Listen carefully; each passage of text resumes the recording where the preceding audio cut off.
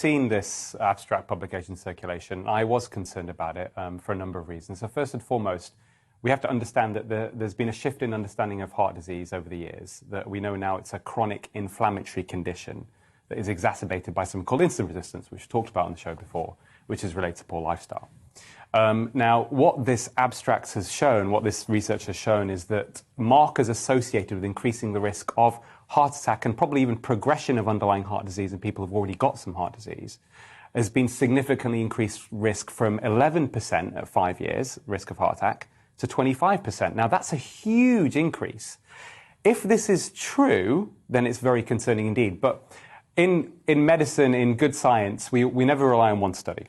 We need to replicate these findings. However, what I will share with you today on GB News is a few days ago, after this was published, somebody from a very prestigious British institution, cardiology department, researcher, a whistleblower, if you like, contacted me to say that the researchers in this department had found something similar within the coronary arteries linked to the vaccine, inflammation from imaging studies around the coronary arteries.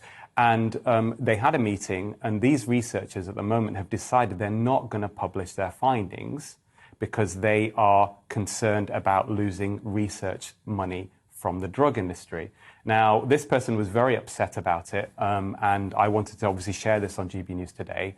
What I would say is that we then, knowing this information, which is very concerning, Stephen Gundry's paper in circulation, and also anecdotal evidence. I mean, I have a lot of interaction with the cardiology community across the UK, and anecdotally, I've been getting told by colleagues that they are seeing younger and younger people coming in with heart attacks. Now, what does this mean in terms of the data? We have to put the jigsaw for the pieces together. We know since July there's been almost 10,000 excess non-COVID deaths. And most of those, or significant proportion of those, are being driven by circulatory disease, in other words, heart attack and stroke. There's been a 30% increase in people dying at home. And often these are because of cardiac arrest. Of course, this is also something close to my heart because my own father is one of those statistics. He had a cardiac arrest at home July the 26th. So when since this data has been collected. So where do we go from here? I think the signal is quite strong. I personally think that this needs investigating. So I think the Joint Committee of Vaccines and Immunisation should absolutely investigate this.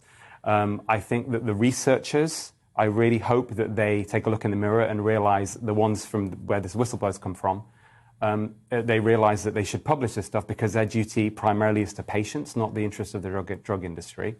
And I think the third thing, and this has been a discussion that's been ongoing, I think now it's high time that policymakers around the world put an end to the mandates. Because I think if this signal is strong and if it's correct, then history will not be on their side and the public will not forgive them for it, Alex. So this is very concerning. It needs investigating, and hopefully it can be resolved very soon. I think the other thing to mention as well, we shouldn't ignore the other possibilities of why there's been an increase in heart attacks. So part of the stuff I've done in my research and analysis over the years is looking at the lifestyle factors that drive heart disease and heart attacks. And the other things that we know have also happened, which also I'm sure are a contributing factor, is people's diets got worse in general over lockdown, and there was pandemic stress. Chronic psychological stress is a significant risk factor.